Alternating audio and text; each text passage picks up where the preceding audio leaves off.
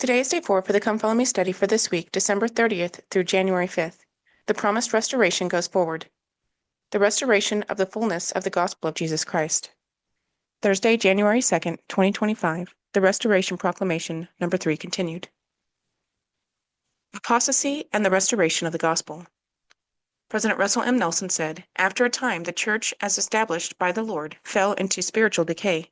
His teachings were altered. His ordinances were changed. The great apostasy came, as had been foretold by Paul, who knew that the Lord would not come again except there come a falling away first." See also topics and questions, apostasy and the restoration of the gospel. When individuals or groups of people turn away from the principles of the gospel, they are in a state of apostasy. One example is the great apostasy, which occurred after the Savior established his church. After the deaths of the Savior and his apostles, men corrupted the principles of the gospel and made unauthorized changes in church organization and priesthood ordinances. Because of this widespread apostasy, the Lord withdrew the authority of the priesthood from the earth. This apostasy lasted until Heavenly Father and his beloved Son appeared to Joseph Smith in 1820 and initiated the restoration of the fullness of the gospel.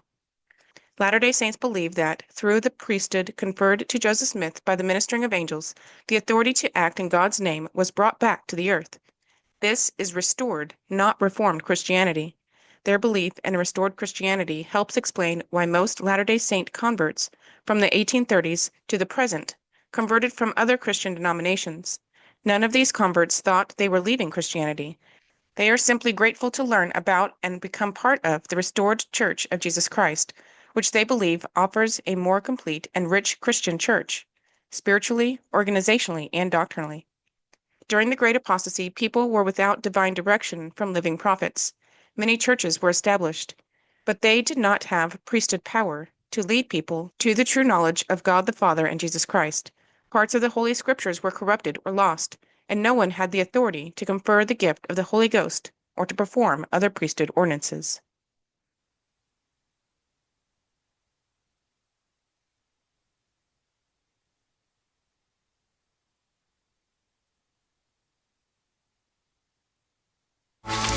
There was an apostasy from the truth, a falling away, just as Paul had prophesied.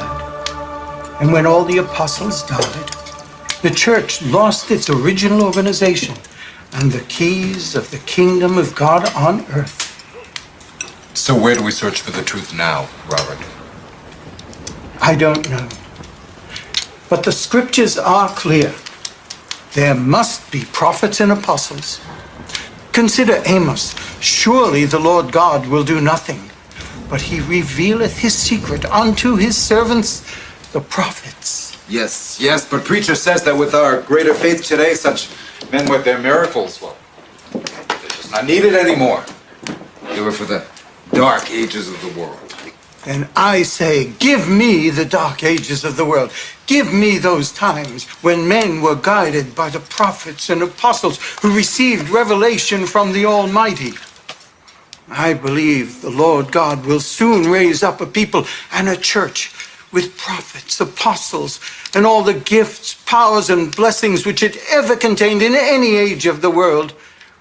It is for that church that we must seek, one with the same organization as in Jesus Christ's day. And what if such a church doesn't exist?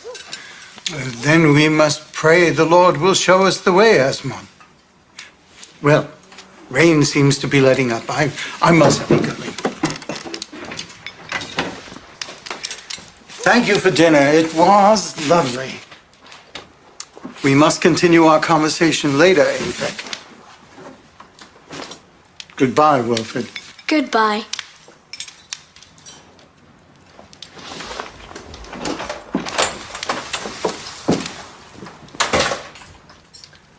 Robert Mason. He's a good friend, but he has strange ideas. Who would believe such things? I believe him.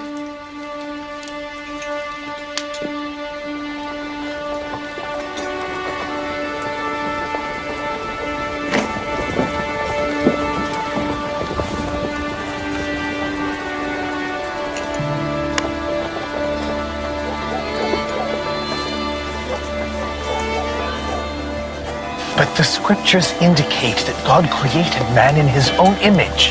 God has no body like you and I. How else could he be everywhere and nowhere at the same time? Moses said he talked with God face to face. But you teach that God is a spirit. God is a spirit. These things in the Bible must be understood spiritually, not literally. Jesus taught, except a man be born of water and of the Spirit, he cannot enter the kingdom of God. Surely he meant this literally. Why do you not preach the doctrine of baptism as Jesus Christ did? Young man, we live today in a glorious blaze of gospel light. Such doctrine is unnecessary. Excuse me. And what else is unnecessary? For the Lord himself was baptized.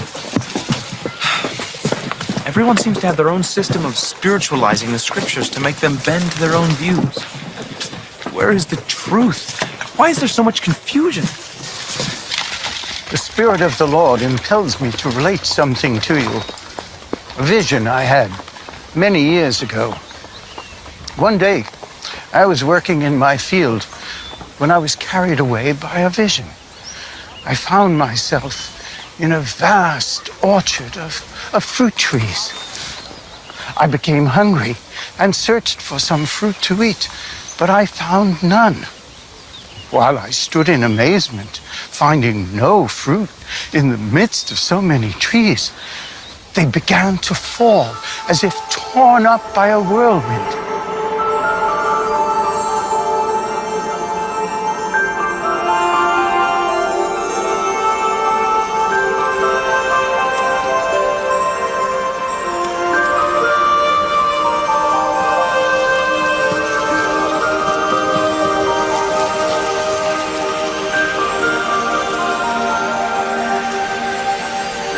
Stretched forth my hand, plucked some fruit. I gazed upon it with delight, but as I was about to eat it, the vision closed. I didn't taste of the fruit. I never tasted of it.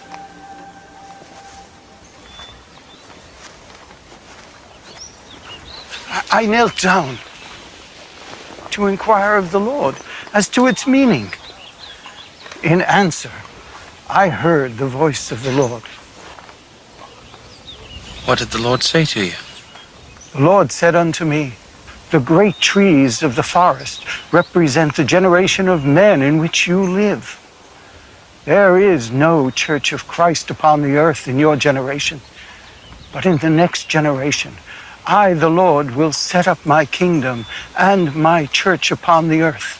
And the fruits of the kingdom shall again be found in all their fullness upon the earth. You will live to see the day and handle the fruit, but you will never partake of it in the flesh. Now listen to me, Wilford, for the Spirit of the Lord bids me say this to you. I shall never partake of this fruit in the flesh, but you will. So seek for it, Wilford.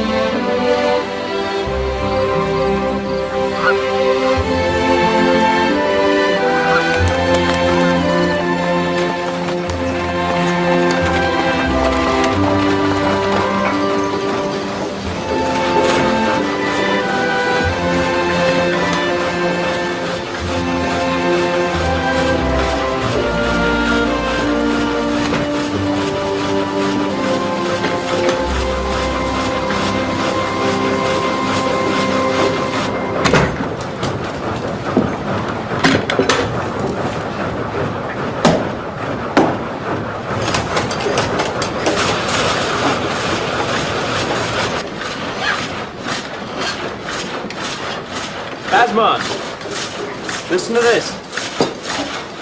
He that believeth and is baptized shall be saved. But he that believeth not shall be damned. Yes, I know the scripture. I want to get baptized. I must try to live according to the knowledge that I have. But you've already been baptized. I know that Reverend Holly baptized me as an infant, but I find no scriptural support for that practice. Instead, I find considerable evidence for baptism by immersion, and I feel that I must be properly baptized to be saved. I commend you for your decision. Tell me, why have you decided upon our faith? There are many others. Well, I believe baptism to be essential to salvation. The Bible indicates that Jesus Christ and his followers were baptized by immersion. Some seem to think this is unnecessary or have changed the ordinance. I intend, however, to follow as closely as I can the example of the Savior. Excellent. Shall we enter the waters? There is one thing, Reverend. Come. There is no need for reticence. The water is not overly cold. Though I thank you kindly for your performance of the ordinance. You must understand, I will not be joining your congregation. What? I do not believe it conforms with Christ's church as found in the Bible. But I thought... You perform baptism as found in the Bible, but where are your apostles and prophets? You lack the organization of Christ's church, and some of your doctrines do not match what I find in the scriptures. Am I to understand that you wish me to baptize you, but that you refuse entrance into the kingdom of God? It is God's kingdom I seek, Reverend. But the Bible persuades me that your church is not it.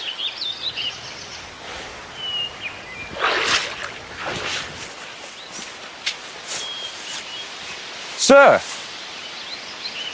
would you have the damnation of a willing soul upon your conscience?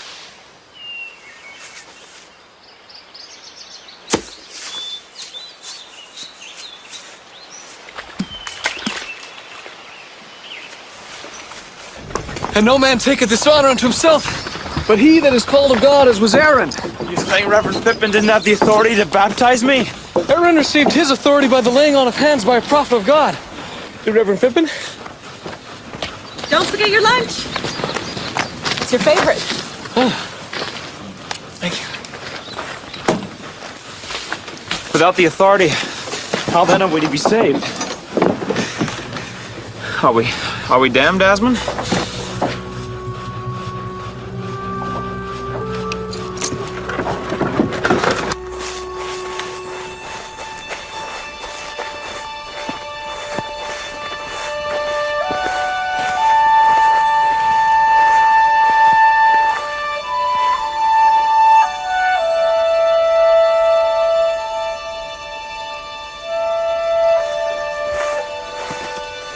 We have traveled 60 miles. And this is the first place at which we've been impressed to stop. We have come to proclaim that the true church of Jesus Christ has been restored to the earth.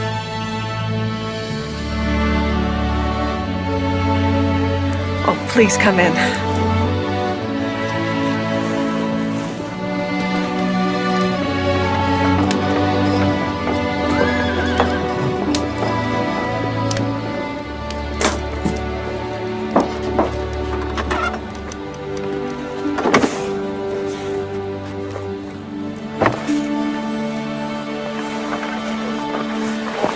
Well, I'm sorry you missed them. Who's that? Some preachers. Mormons. I entertained them here for a while, but they've gone over to the schoolhouse now. Going to preach a sermon. I've heard many sermons. What do these men profess? They said something about apostles and prophets. Where's Asma? He couldn't wait for you.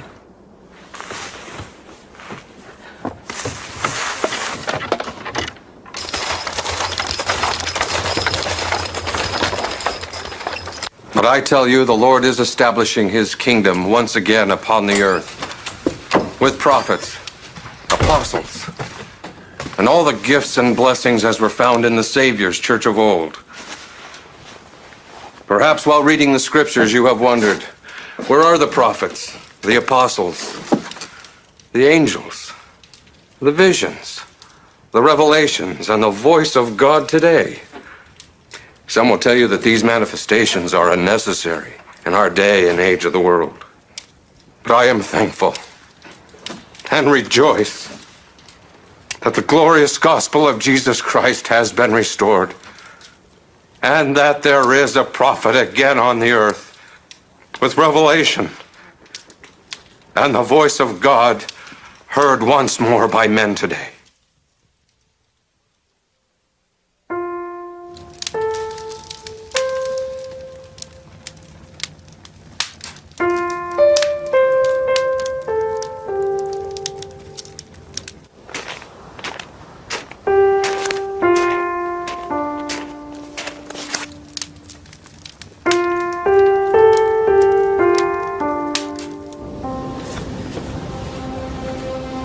I would like to be baptized.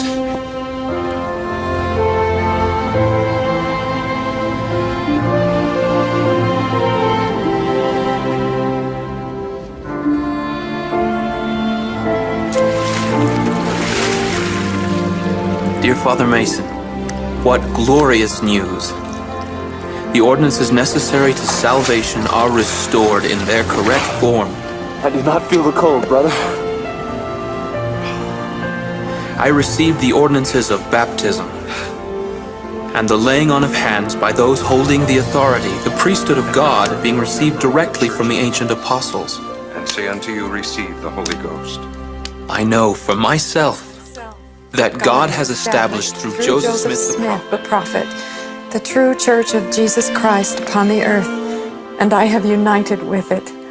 I feel my mind is engaged in a glorious work. In it I'll live, and in it I'll die. I have found the kingdom. May Almighty God permit you His presence and prepare you for His kingdom and coming, is the prayer of Wilfred Woodruff.